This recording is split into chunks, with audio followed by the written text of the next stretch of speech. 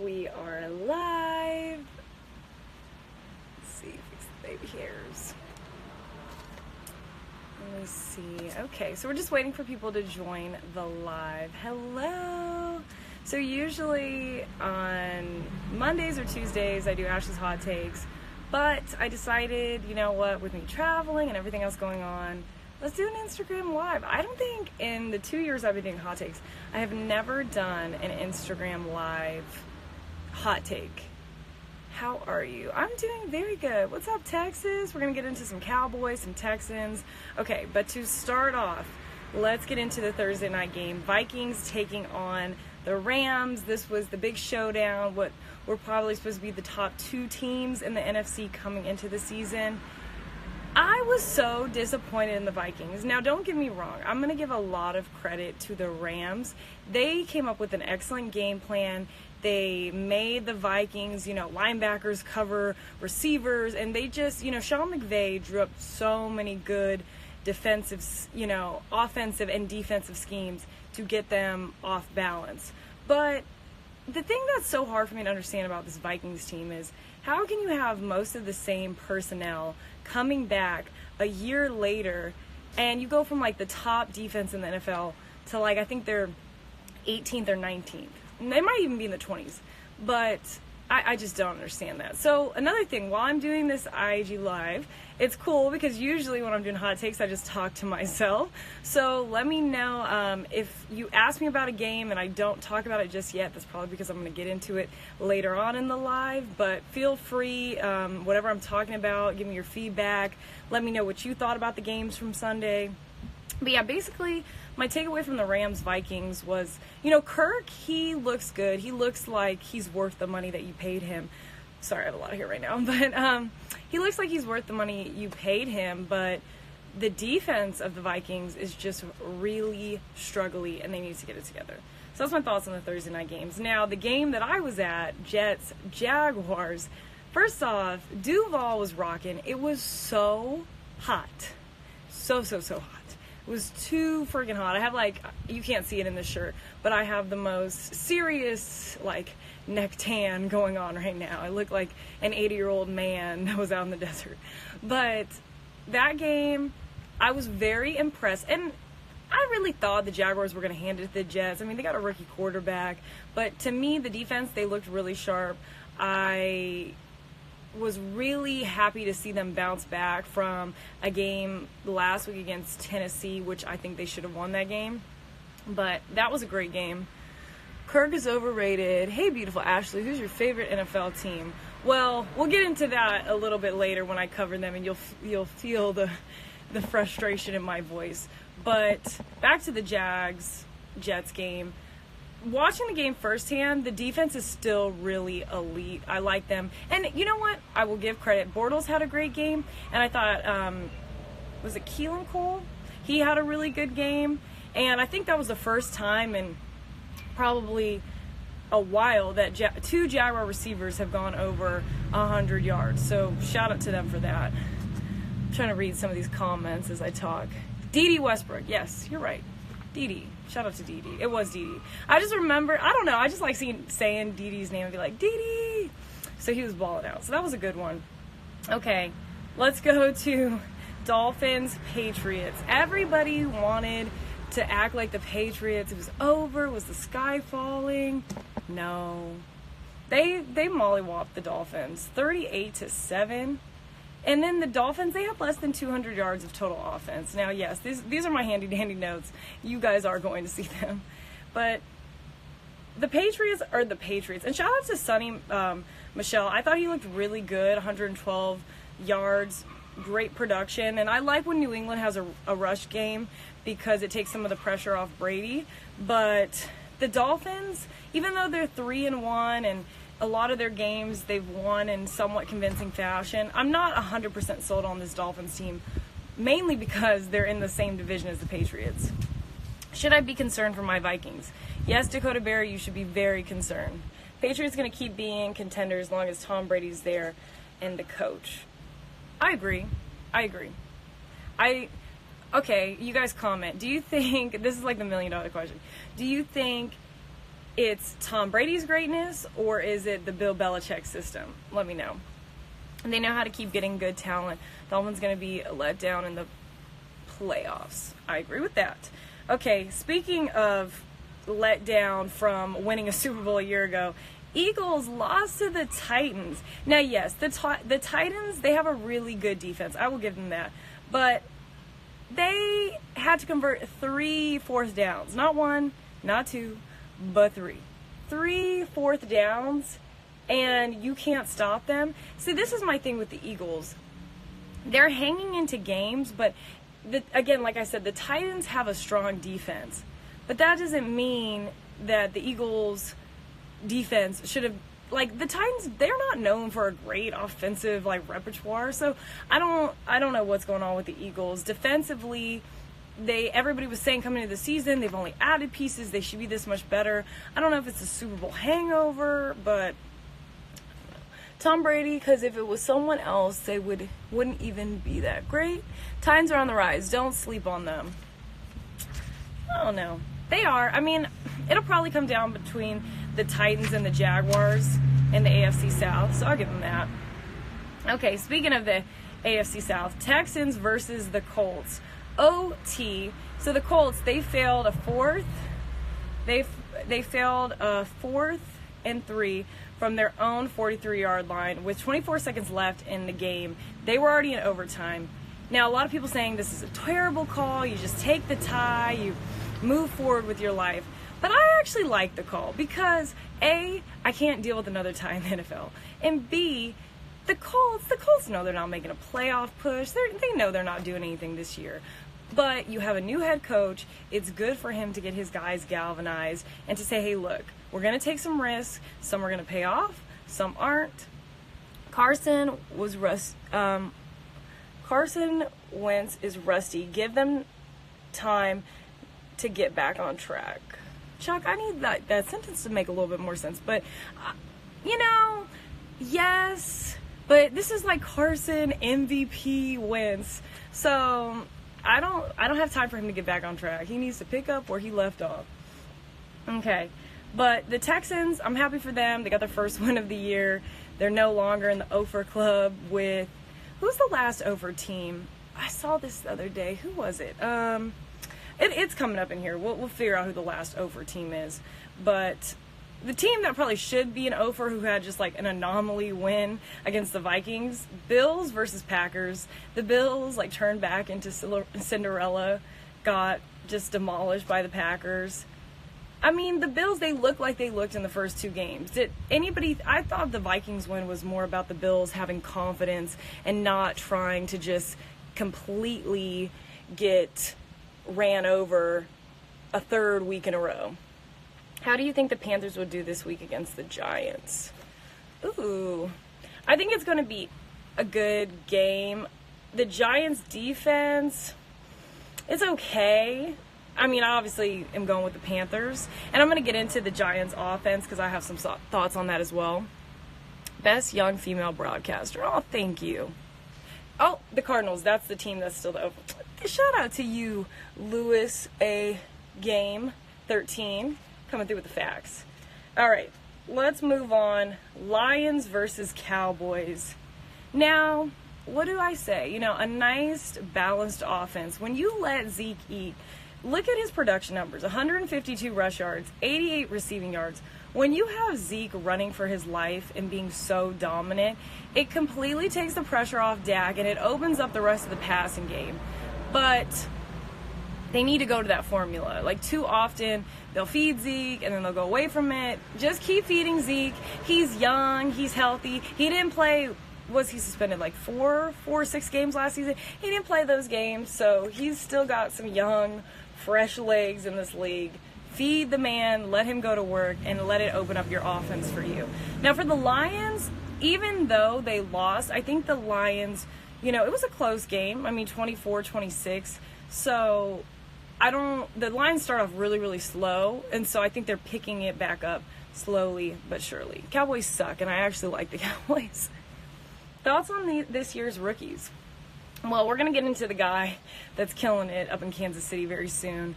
I think The rookie class, I mean, he's not a rookie, but it's his first year playing. I'm speaking of Mahomes. But I think the rookie class so far, they haven't disappointed. I mean, Calvin Ridley, he's balling. Bradley Chubb, he's been doing good, taking some pressure off Von Miller. Who else? I feel like this is a pretty, Saquon's doing his thing. It's a pretty decent rookie class so far. What do you think about the Redskins being first in the NFC East, and do you think they'll beat the Saints? Well, first off, they're first in the NFC East because they were on the bye last week, and every other team is like, well, Green Bay, not Green Bay, but pretty much they are in the front because of the tie. Derwin James, I like Derwin a lot. Titans contenders or pretenders?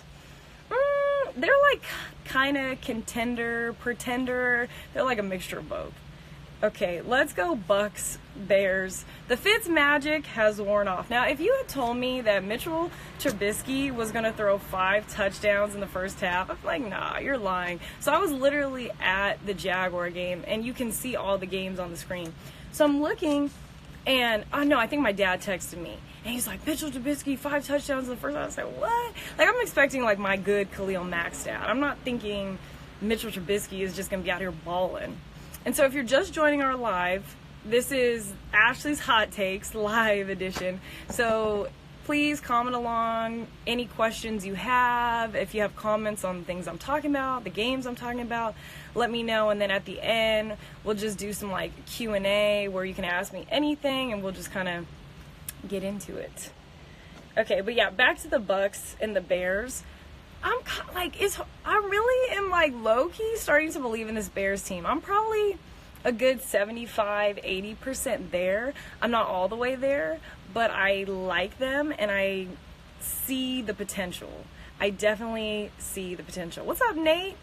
Shout out to Nate Burleson, who just joined us. Nate, I was just going through our interview from the playoffs last year, and I was like, we got to do another one of those.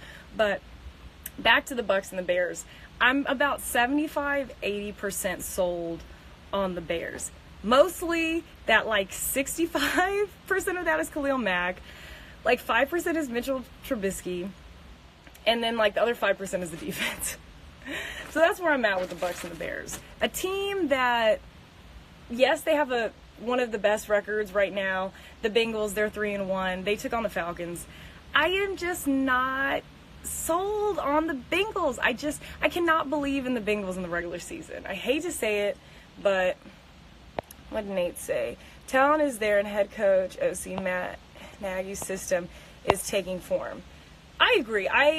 Like the Bears, I think, like, there's certain teams in the NFL, when certain teams are doing well, like the NFL does well. Like when the Cowboys do well, the 49ers, like these historical NFL teams, when they do well, like the league itself thrives. Like even though the Cowboys are a little shaky-bakey out there, I think the Bears, like, they need to hold it down for the historical NFL teams. But anyway, back to the Bengals and the Falcons. Here's my thing with the Falcons. I like what they're doing on offense. It's just defensively is where they're really struggling. Like, they've given up 70 points within the last 2 games. And so they're in games, but you can't stop anybody. And Julio's in there, but in my personal opinion, I feel like they've never really used Julio to their total advantage. Now, yes, Calvin Ridley, shout out to him. He's balling out, doing his thing. But for the Falcons, and the NFC South is not an easy division anymore. So I don't know. They're 1-3. There's, we're only at the quarter mark of the season, but there's still a lot that they need to improve on if they're really trying to be competitive within their division. Bears are the sample in Costco that you want to buy in bulk, but need a few more sample games to make your decision. I can agree with that, Nate. I agree. And shout out to Costco. I remember in college, fun story time, me and my one of my best friends, we would literally go to Costco on Saturdays, and we would just straight up, like, eat our meals. And it wasn't, like, I'm not even gonna lie, we weren't super struggly or anything. You know how they say, like, college students living on ramen?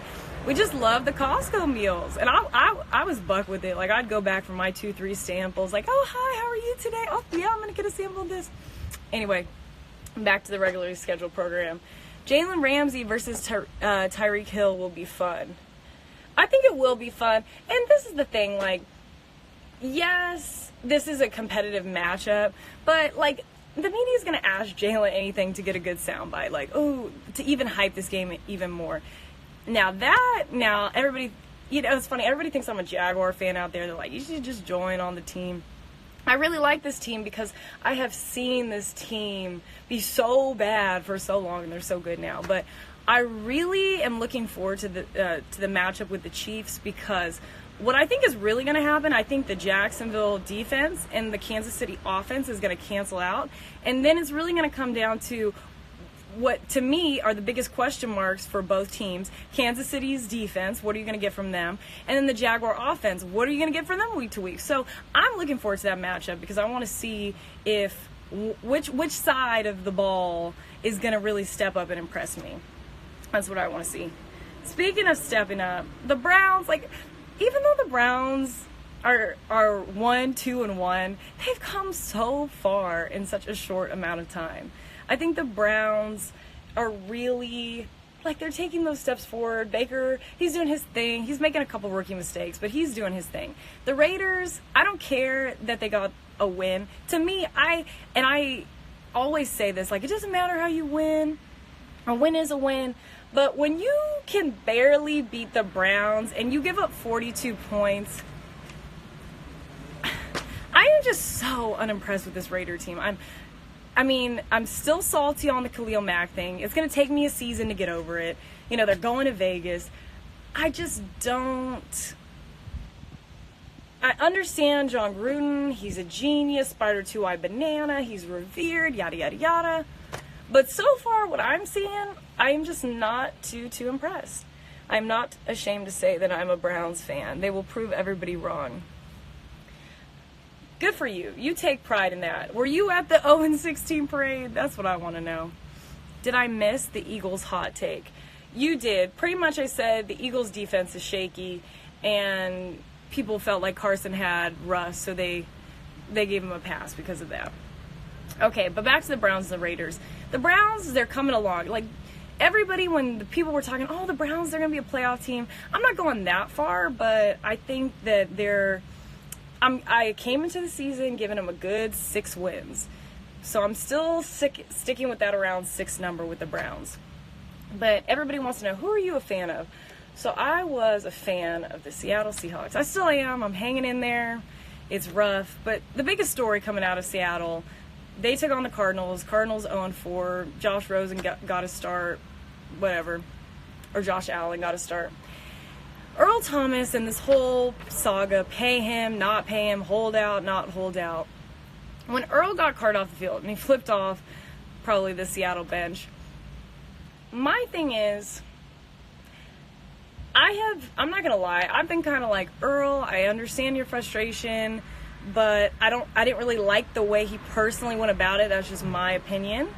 But now that this injury has happened, and hearing him talk about, you know, he wasn't holding out to, you know, just be money hungry. He felt like, you know what, I have given my heart and soul to this organization, and I want to be taken care of. I have lifted them up on my shoulders time and time again. I'm one of the top people in my position. I should be compensated for this. And also, too, I want to protect myself if I get injured. I just feel like the energy and the attitude that he went about it, I personally didn't like. But now that he's injured, and the whole point of him going about that was that if something like this were to happen, he would be taken care of. I think his time in Seattle is done. And probably part of his feeling was, you know, when he got hurt and he was carted off, and, you know, Pete Carroll and everybody's touching you and it's going to be okay. He's like, okay, like, all y'all that just let me sit over here and get hurt and have no real backup plan, like, don't sit here and wish me well. So I'm kind of on both sides with the whole Earl situation. Earl should have played the long game like Bell. But see, and this is where I'm on Earl's side, because at the end of the day, yes, you want your money, but it really does show, and not saying Le'Veon has bad character, but it shows his character that he wanted to be out there with his guys. He knew, okay, hey, we've lost so many people. Like the Legion, what was the Legion of Boom? Like, we don't have a Legion of Boom anymore. So I want to get out there and be there with my young guys. And that is like the most difficult part about the business side of the NFL, because it's such an emotional game, and yet as a player you have to make all these long-term business decisions, and yet you're so emotionally attached to the game and to your teammates and to the fan base and all this stuff. So I feel for Earl. It's a tough situation, but I definitely think he'll bounce back, and maybe he'll end up with the Cowboys like he wanted all along. All right, let me see. I'm late, but I'm praying for you and hope everything in your personal life gets better. Oh, thank you guys so much, and thank you for everybody for the outpouring of love and support. I really appreciate that. But speaking of that, Saints, Giants. This is the conclusion I've come to with the Giants. The Giants, when they got Saquon, you're like, oh, you got Saquon, you got Odell, these offensive weapons. The Giants are going to be a good year away from really making an offensive splash, in my opinion, because the line really isn't there. Even though Eli is looking less and less under duress each game, it's just not like it's like the Browns. Everybody was, oh, they got this one piece, and now they're just going to go to the promised land. It's just not that simple. You have to gel, and then you have to have the talent around you to help you get there. And I just don't think the Giants have enough talent right now to really be competitive, not only in their division, but in the NFC itself. G-Men have Eli. They need a new blood at quarterback. Okay.